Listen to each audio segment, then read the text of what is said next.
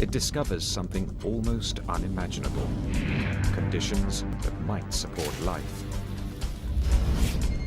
And if those conditions could exist so close by, what might we find in the next galaxy? On a planet just like Earth.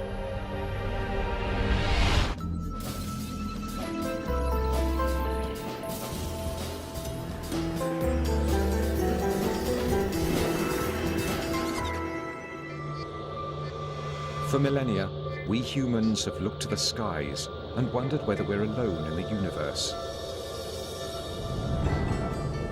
Today, we're closer than ever to knowing the answer. Some scientists believe we'll get our first look at our extraterrestrial cousins in the near future. I hope it's in the next 10 years, and I'm ready for it next week. So, the sooner the better. What's more, we could find these aliens not on distant planets in unexplored galaxies, but right next door in our own solar system. Scientists are now honing in on proof that ET is out there and living on the most hazardous of worlds. Our safari will journey to 7 destinations in our solar system to see just where these creatures could be and what they might look like.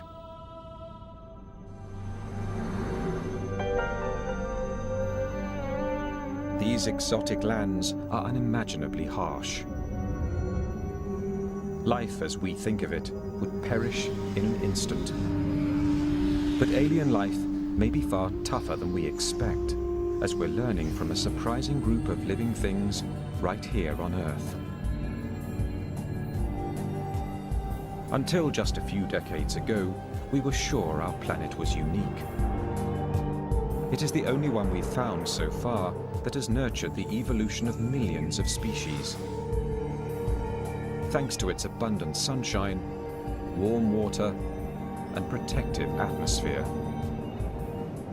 We logically concluded that life needed each of those things, a conclusion that ruled out all other known worlds in our solar system.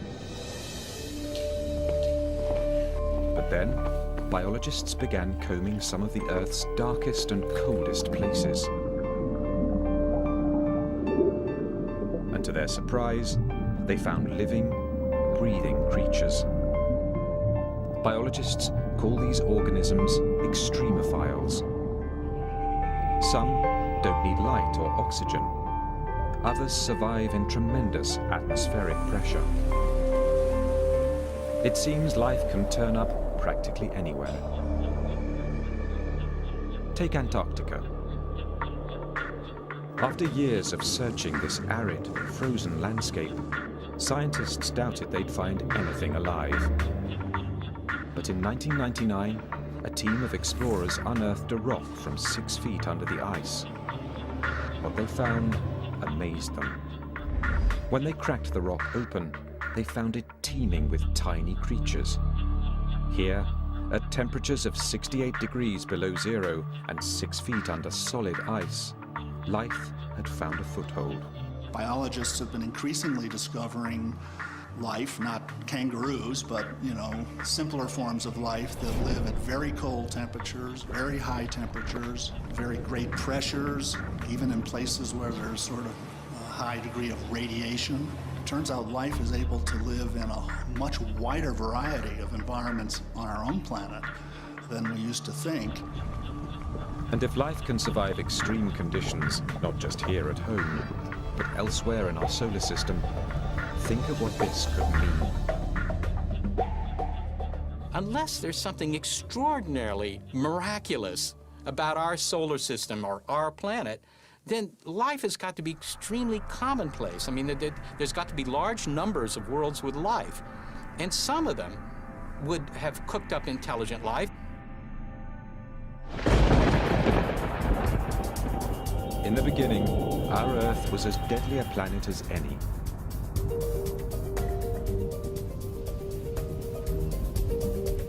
Over the first billion years of Earth's existence, cosmic debris pummeled it mercilessly. The impacts turned its surface into a broiling, seething inferno where life was impossible. But once the solar system settled down and the Earth began to cool, water appeared, setting the stage for life. In 1953, researcher Stanley Miller proved in a lab experiment just how easily life on Earth got its start. He combined water with hydrogen, methane, and ammonia, components of the Earth's early atmosphere. Then he zapped his solution with an electric charge to simulate lightning. His results shocked the world. Miller had created organic molecules called amino acids, the protein building blocks of all living things. If lightning helped jumpstart life on Earth, could it have done the same on other planets? Galactic probes have now found the ingredients in Miller's experiment throughout our solar system, including one essential to life. One of the requirements that every form of life that we know about on Earth has, every single one, is liquid water. We've used evidence for liquid water to kind of guide our search for habitable environments. Our safari is headed to 7 worlds, some possibly rich in water, where scientists believe aliens might be hiding. While any life there might have begun much like life on Earth, how it looks now is anyone's guess.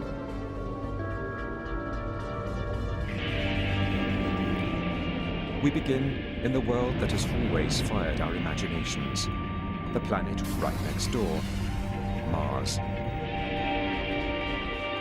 Of all the planets where we've looked for life, it's the one we've studied most. The scientist who may get the first look at Martians, if they're found, is Steve Squires, principal investigator for NASA's Mars rovers. Mars has always had, among all the planets, I think, a special fascination for humans. For a very long time, we've known enough about Mars to know that it is probably the most Earth-like. It may be the most like Earth, with an atmosphere and seasons, but we humans would perish quickly on Mars. Its air is thin, 40 times thinner than the air at the top of Mount Everest. And it sits in a bad neighborhood of our solar system, near an asteroid belt. Its atmosphere is too flimsy to protect it. Asteroids continually bombard its surface. Violent winds can whip Mars's sandy soil into storms that consume the entire planet for weeks and spawn tornadoes 8 kilometers high. Midday temperatures at the equator of 1 degree Celsius fall to -70 at night.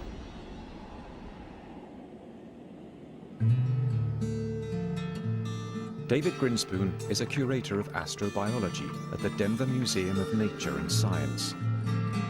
As he sees it, Mars would be warmer if it wasn't a planetary runt. When I grab coffee on a cold morning, I know that a small espresso is going to cool off quickly, whereas a larger coffee is going to stay warm much longer. Large objects stay warm longer because their interiors are shielded from the outside where the cooling occurs. And planets are exactly the same way. A small planet will cool off early in its history. A larger planet like Earth will stay warm for billions of years, which makes it a better place probably to look for life. Despite Mars's drawbacks, it has always fascinated scientists because its terrain seemed to give evidence that it might support life. Its dynamic landscape of mountains, volcanoes, and deep ravines is not unlike our Earth. To early astronomers, these features look like oceans and rivers, and even a system of canals, supposedly not just supporting life, but actually produced by it. Percival Lowell in the United States observed these things and inferred that, in fact, these things were so straight and so regular in geometry that they had to have been the product of intelligent life. Okay? Well, he was right. The problem was the life was at the wrong end of the telescope. In viewing this thing visually through a telescope eyepiece, the human eye-brain combination started to connect things that weren't really there. Lowell was not alone. Some scientists were shocked when the probe Viking 1 beamed back this image. Is that a human face? Perhaps produced by Martians in their own likeness?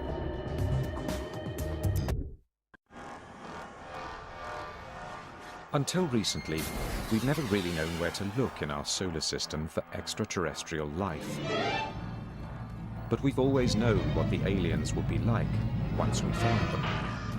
Consciousness. I was on a table.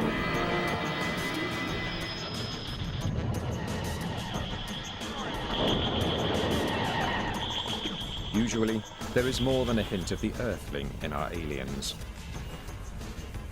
Hostile or lovable, they tend to resemble mutant images of ourselves.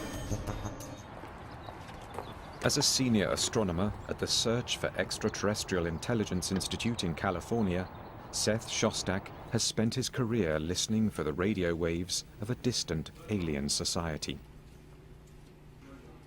There's no reason to assume that they're going to look like us or even think like us or behave like us or have language. You know, you just have to look at the variety of life on Earth and you see that, you know, nature can come up with lots of different forms. But if there is life on Mars, how could it survive in such extreme conditions?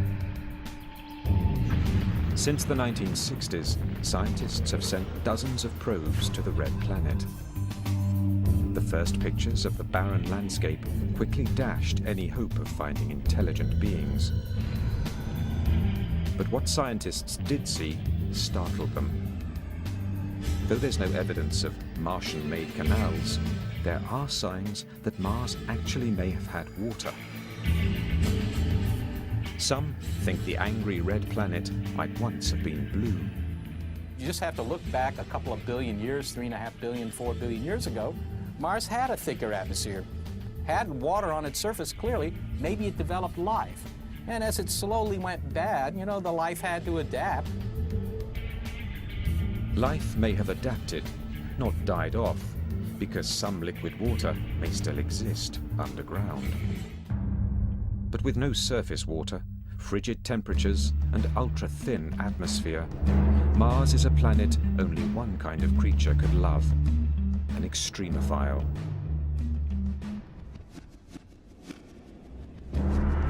Extremophiles thrive in the cruelest of places. To see where they might lurk on Mars, we head to the Valles Marineris, a massive rift in Mars's surface, 20 times wider than the Grand Canyon in places, and almost as deep as Mount Everest is tall. Lakes may have once flooded this valley, and those lakes could have hosted life. As the water dried up, life could have evolved to cope with the harsher environment. We won't know what these extremophiles are like until we find them. But they may resemble creatures that exist in extreme places right here on Earth. An unusual team of biologists, called astrobiologists, study Earth for the kinds of life we may find in outer space. Astrobiologist Rocco Mancinelli is on the hunt for Mars's extremophiles. If it went beneath the surface, and some of it undoubtedly did, then what happened to it? Well, it formed brine pockets. So what kind of organism can live in a salty brine? A salt-loving organism.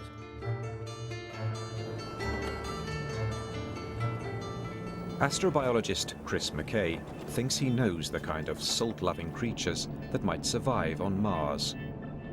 Creatures much like those he's found in one of the driest, saltiest places on Earth. The fundamental challenge to life on Mars is, in a sense, the fundamental challenge of life here in Death Valley. It's dryness. That is the hardest thing for life to adapt to. Thousands of years ago, a salty lake covered Death Valley, just as lakes filled Mars's Mariner Trench. Move in closer. This is still wet, a little wet. This appears like a lifeless place, a big, flat, white, empty horizon. But yet, just below the surface, we find layers of algae and bacteria growing. They're living in an environment that in many ways is fundamentally different from the environment that we sense on the surface. Here you're in a place which looks lifeless, looks dead, and yet you dig down and hidden underneath, there it is. Beneath the salt is a layer of hardy green algae that survive on the water and light that trickle through. The algae in turn feeds salt-loving microorganisms. Here in deserts on Earth, dried, salty lake beds, we're going to find them on Mars as well. Salty deserts are not the only places life might be hiding on the red planet. There are Mars's tremendous volcanoes, some of them 6 times larger than those on Earth. Astrobiologist Penny Boston studies the caves, called lava tubes, left over after volcanic lava has dissipated. Not long ago, we assumed caves like these were devoid of life. They get no sunlight, and no sunlight means no photosynthesis. But in lava tubes outside Albuquerque, New Mexico, Boston has found evidence of extreme life. Because we know Mars has many, many lava tubes. And so here we have the opportunity to see how these formed and also to look at the life that inhabits them.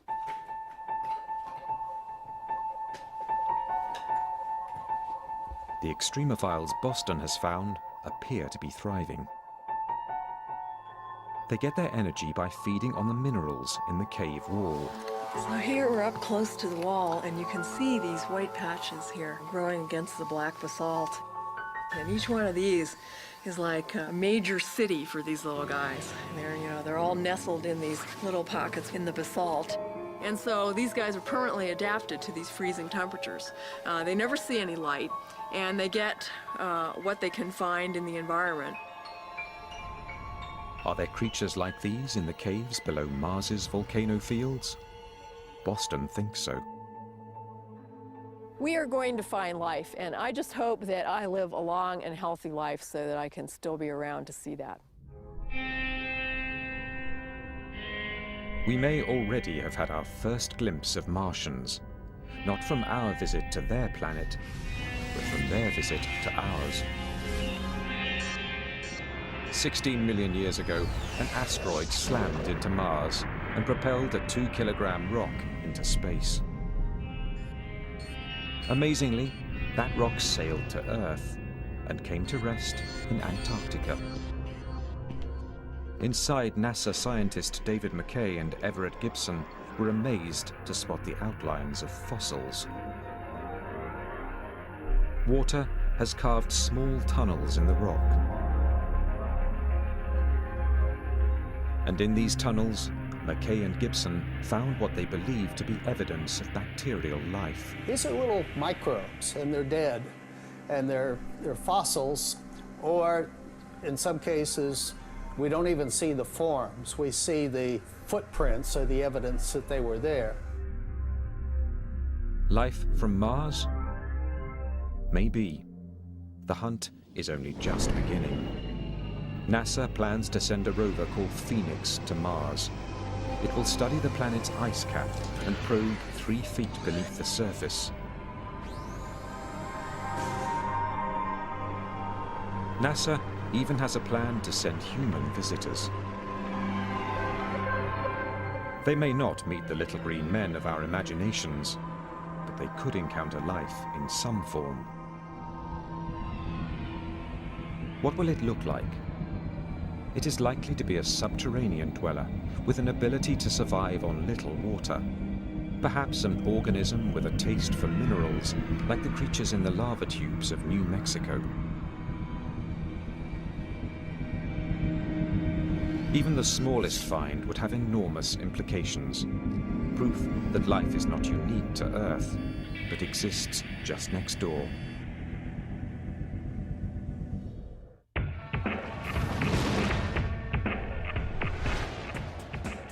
Our safari to the places in our solar system likely to harbor alien life now takes us past the asteroid belt on the far side of Mars. Here, Jupiter reigns. But this planet, the largest in our solar system, is fairly hostile to life, thanks to its toxic gases and overpowering gravity.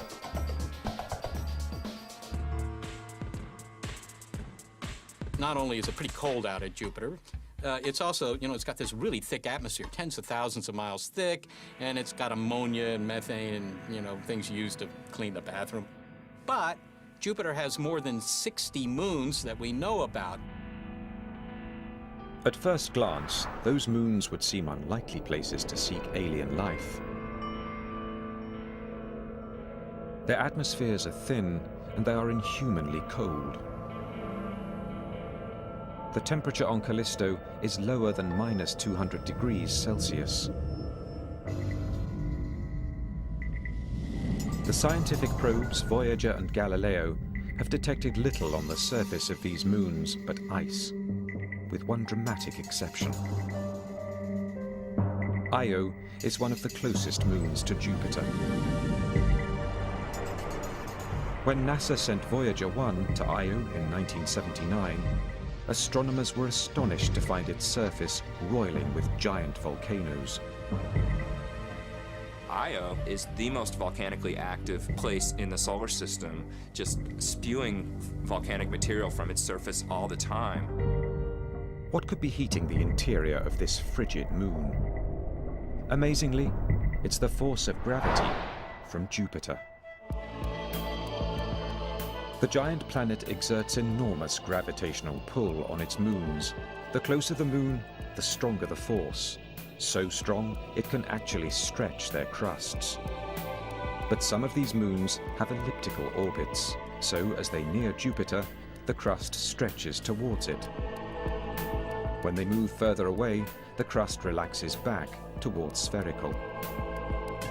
This constant tidal movement creates friction deep inside, and that friction generates heat.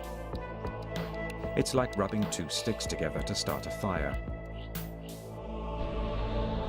The pull of Jupiter is heating Io from the inside out.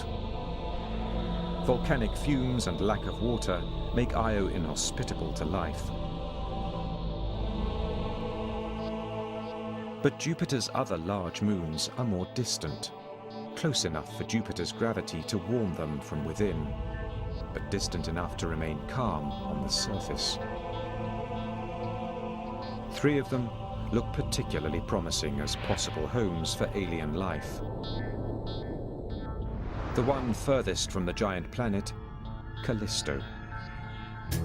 On its surface, Callisto looks like our moon, scarred and cratered by countless hits from asteroids. Those impacts may have melted the surface ice for brief periods, allowing life to take hold. But in 1998, the Galileo spacecraft detected a much more promising incubator deep beneath Callisto's surface. Radioactive rocks and tremendous pressure in its core generate heat inside Callisto. The heat may be melting its icy crust from below, creating a hidden ocean. And hidden oceans could mean hidden life. As we fly closer to Jupiter, we find its largest moon, Ganymede. Ganymede is also deeply scarred. Ridges rise above its surface.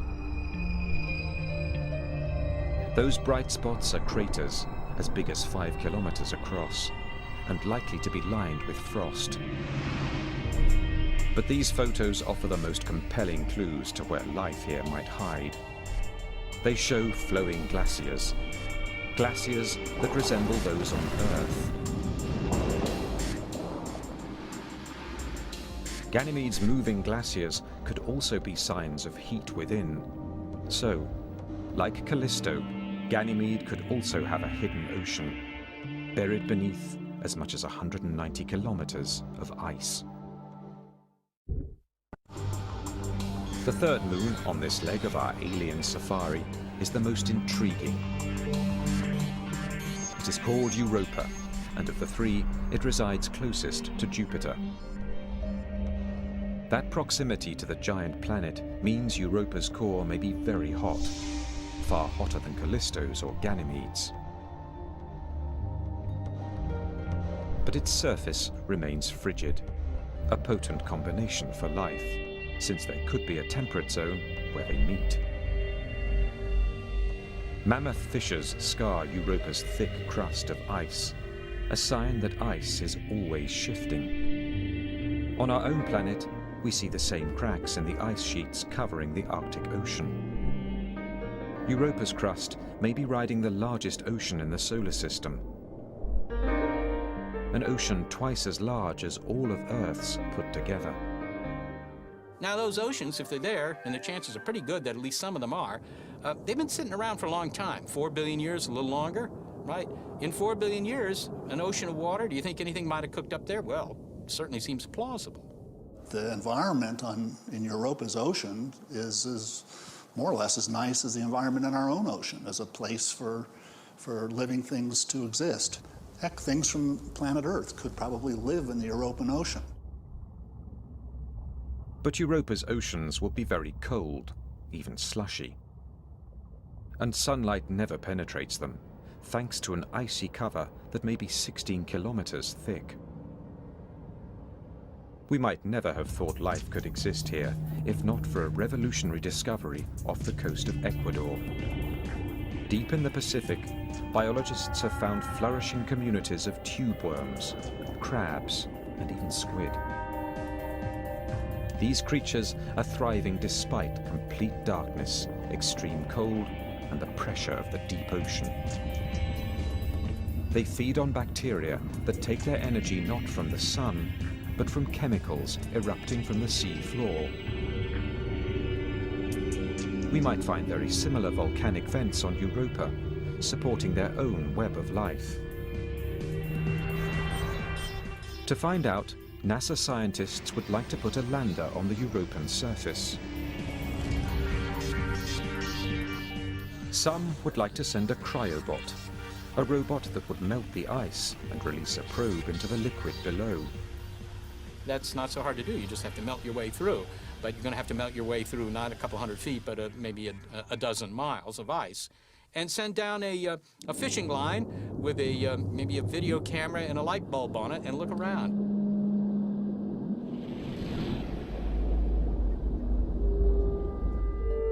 In all that water, we can't rule out the possibility that very simple life forms have evolved further. We might even find creatures as advanced as some here at home. Most likely, however, we would find microbes. But even that would be a sea change in how we view the birth and growth of life. Europa was warm. What if the place is one of the coldest known? Or if its lakes flow with toxic chemicals instead of water? These are the worlds we find as our safari continues even deeper into space. As our safari in search of alien life sweeps by the ringed planet, Saturn, we can see the violently swirling gases that choke its atmosphere. We can also feel Saturn's gravity, weaker than Jupiter's, but still formidable. We'll keep moving. We're not likely to find living things here. Saturn's rings are also extremely inhospitable. They're made of rock and ice, as small as a grain of sugar or as big as a house. But Saturn has many moons, 56 that we've spotted so far. Our safari heads first to one of those moons, a tiny frigid satellite called Enceladus, just 500 kilometers in diameter. Here, gravity is very weak, a fraction of that on Earth. And Enceladus has hardly any atmosphere. It reflects back into space almost all the sunlight that hits it, making it the shiniest object in our solar system. Until very recently, we also thought Enceladus was too cold to support life. It appears we were wrong. In 2005, after a 7-year journey, the the Cassini spacecraft approached the tiny moon and detected something that stunned the mission's principal investigator, Caroline Porco. So this was the picture that just, grabbed us. Just was shocking. Those are plumes made of water from a geyser.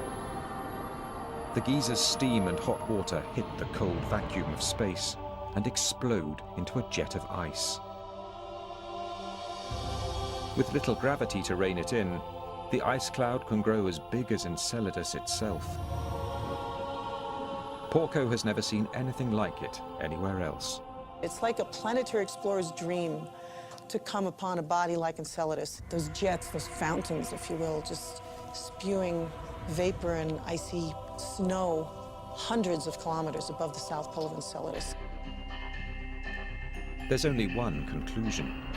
Tiny, frigid Enceladus is piping hot within. Like Jupiter, Saturn's giant gravitational field tugs on its satellites, creating friction and heat within. As far as we can tell now, it seems like an inescapable conclusion that there may be liquid water deeper down on Enceladus because it's warm. And the best models we can put forth right now to even explain the warmth, much less the jets, seem to indicate that you would get temperatures warm enough to melt water. Heat, liquid water, even the furthest reaches of our solar system may contain the chemistry for life. What kind of creature could live in the steamy waters of a geyser? Thanks to hot springs back on Earth, we have some idea. At one point, we assumed nothing lived in the steam-driven fountains of Yellowstone National Park. But then, biologists discovered microbes in these waters. Microbes that feed on chemicals dissolved in the water. Today, we call them thermophiles. The hardiest can thrive in boiling water. Could there be thermophiles on Enceladus? To find out, our safari takes us in for a close-up of this extraterrestrial Old Faithful. It's too cold for anything to live near the surface, but temperatures there are minus 165 degrees Celsius. But what about the hot water inside? In the ice plume above Enceladus, Cassini's probes have found carbon dioxide and methane, chemicals that could feed life below. Just as the chemical-laden springs of Yellowstone feed microbes living there. We have a body that very, very likely has liquid water in its interior, has shown us already it's got simple organic compounds and, a whole host of things that make it, I think, a major body of astrobiological interest in our solar system.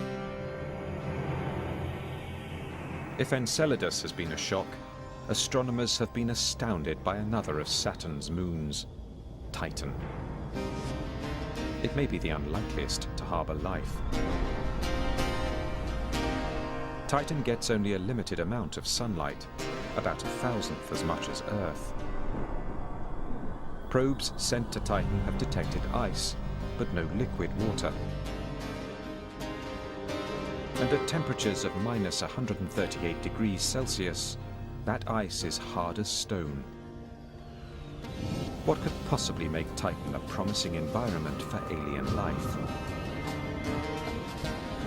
Remarkably, Titan in many ways resembles the Earth, but not the one we know now. Titan has turned out to be the body fantastic in the Saturn system, which is long suspected of having an environment at the surface, not only similar to the kind of environment we find here on Earth, even, believe it or not, similar to the kind of environment we had on Earth before the emergence of life. Titan intrigued Caroline Porco's team so much, they directed the Cassini spacecraft to send a probe there in 2005. It was the most distant surface mission ever conducted. The probe saw just ridges and plains. but a later flyover by Cassini spotted a shoreline. Soon, thousands of lakes came into view, at least one bigger than the Great Lakes of North America.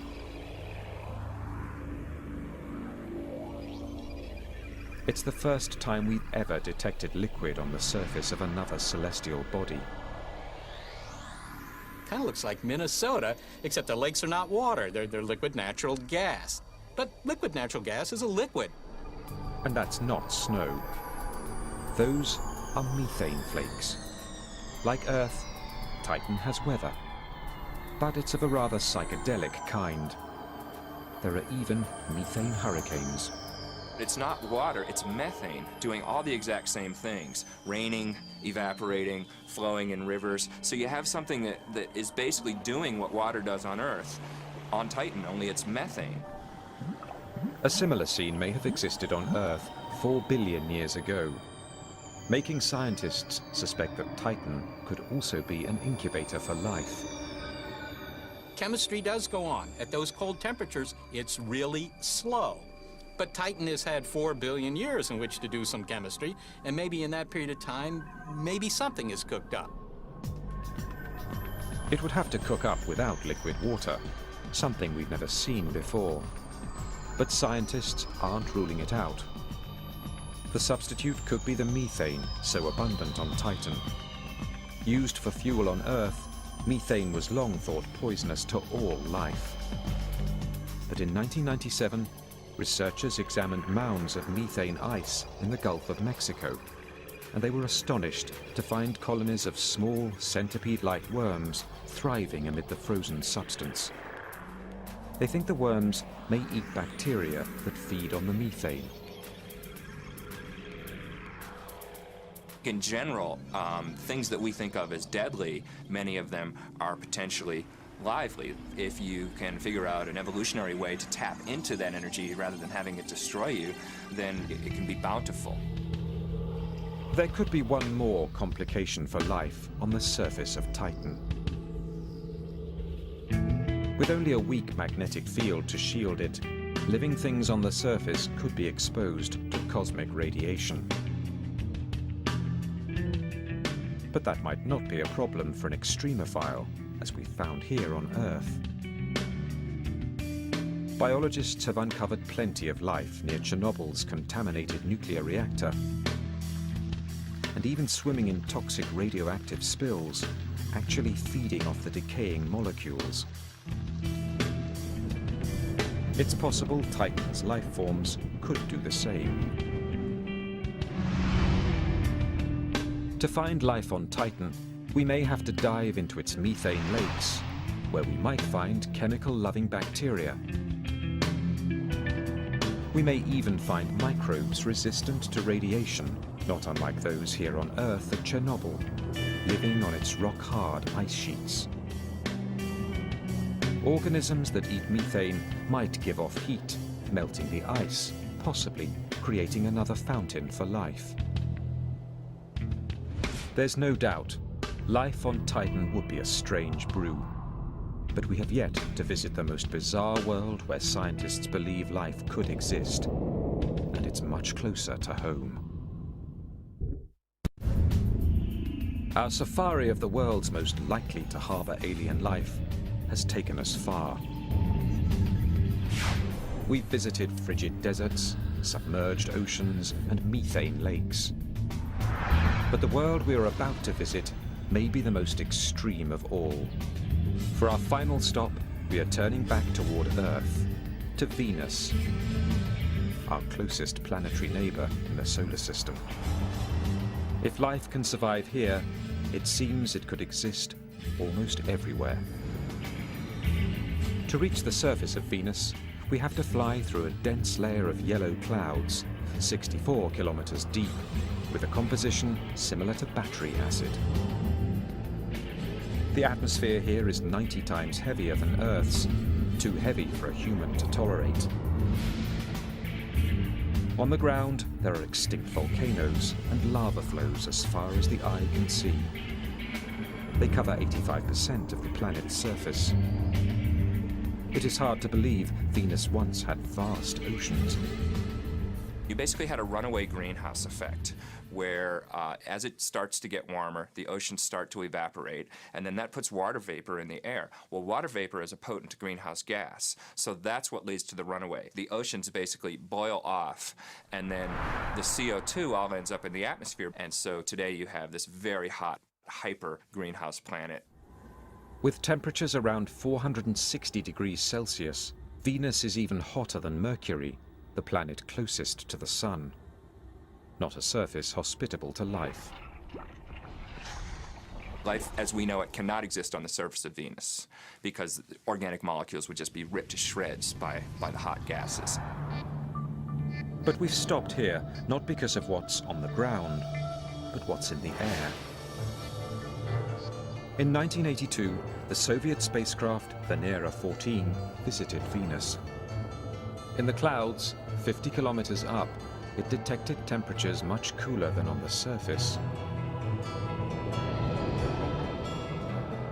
What's more, it found the molecules so critical for life, H2O. So far, every bit of water we've found beyond Earth is frozen solid. Only in the clouds above Venus have we found it in vapor form, a possible incubator for life. But Venus's clouds are also filled with highly acidic sulfur. Once, we thought nothing could live in sulfur. But scientists have analyzed some of the most acidic water on Earth, leaching from a California mine. Watch your head.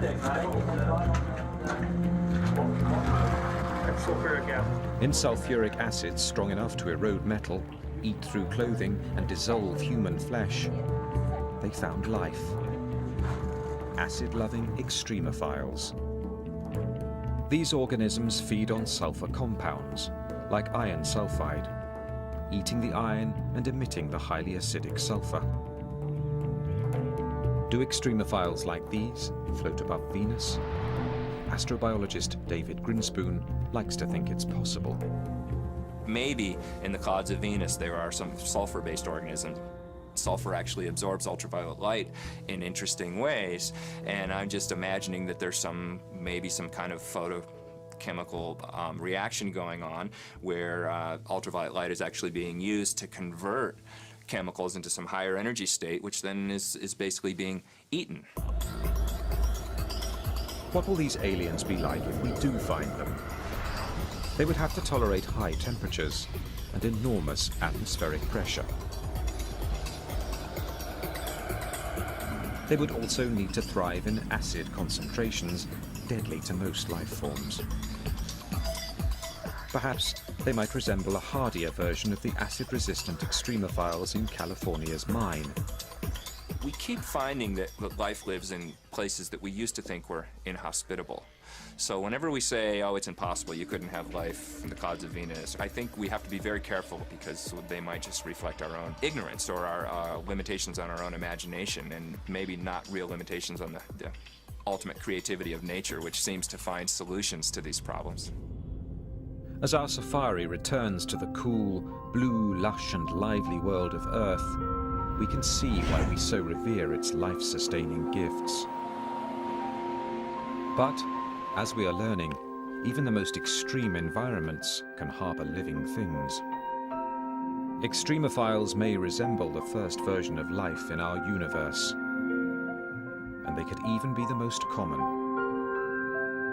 Could they have evolved further from these humble beginnings? Could intelligent life be out there as well? For more than 40 years, scientists at the Search for Extraterrestrial Intelligence Institute in California have been searching the skies for answers to that question. Astronomer Seth Shostak believes he'll know the sound of alien life when he hears it. We have a couple of observing projects to try and find signals. The biggest one are our radio searches, and that's where we use big arrays of antennas, and we point these antennas at nearby star systems that we think, well, this is the kind of star that might have a planet that might be something like Earth. We point in those directions, hoping to pick up a signal that would tell us that somebody there is clever enough to build a radio transmitter. It's a safari that never leaves home. Astronomers have also recently captured enough light from planets in distant solar systems to deduce their chemical makeup. They have found elements that may help form RNA, one of the building blocks of life here on Earth. And 20 light years away, in the constellation Libra, a team of European astronomers has found a planet that could be warm enough to have liquid water on its surface, just like Earth. Meanwhile, headed to the furthest reaches of our galaxy are 4 spacecraft launched in the 1970s. Aboard 2 of them is a map of our solar system and the image of a man and a woman. 2 others carry a sample of uranium, whose rate of decay would date the probe, regardless of language. The 2 are also carrying what could be the most universal message of all, a recording that includes a composition by Bach. Just don't expect news anytime soon. These intergalactic postcards from the Earth will take 80,000 years to reach the nearest star. Our search for life beyond Earth has only just begun. There are billions of planets yet to be explored. Every one of them holds the tantalizing possibility of life. Even intelligent life. Just in the face of this enormity, the idea that we're the only game in town it just doesn't seem reasonable. I think the question of whether we're alone is profoundly important for human beings in general. If you're aware, you really have to ask that question. Somewhere in a galaxy known or unknown, something or someone could be looking out into space, peering at the Milky Way and wondering, is there life?